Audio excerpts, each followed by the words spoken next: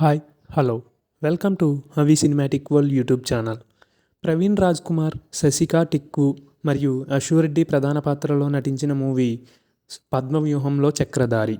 సంజయ్ రెడ్డి బంగారపు దర్శకత్వం వహించిన ఈ మూవీ నేడే విడుదల కావడం అయితే జరిగింది.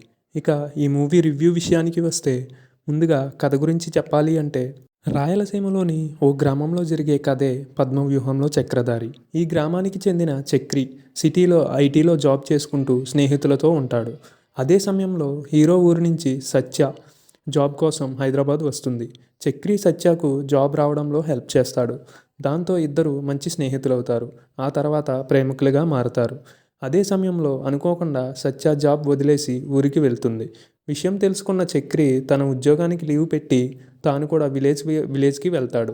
హీరో స్నేహితుడు శ్రీను ఊరిలో ఎలక్ట్రీషియన్గా పనిచేస్తుంటాడు. అతని సహాయంతో సత్యాను కలవాలని ప్లాన్ చేస్తాడు. అసలు తన ప్రేమ కోసం వచ్చిన చక్రి సత్యాను దక్కించుకున్నాడా? ఈ మధ్యలో పద్మ అనే క్యారెక్టర్ ఎందుకు వస్తుంది? సత్యను పెళ్లి చేసుకోవాలి అంటే వాళ్ళ నాన్న హీరోకు పెట్టిన కండిషన్స్ ఏంటి అనేది తెలియాలి అంటే ఈ సినిమా చూడాల్సిందే. ఇక ప్లస్ పాయింట్స్ విషయానికి వస్తే ముందుగా ఈ మూవీకి ప్లస్ పాయింట్స్ కంటే మైనస్ పాయింట్సే ఎక్కువ ఉన్నాయని చెప్పవచ్చు. ఫస్ట్ హాఫ్లోని కొంతమేరకు కామెడీ ఆకట్టుకుంటుందని చెప్పవచ్చు. ఇక మైనస్ పాయింట్స్ విషయానికి వస్తే ఈ సినిమాలో కథ మరియు కథనాలు అనేవి బిగ్గెస్ట్ మైనస్ అని చెప్పవచ్చు.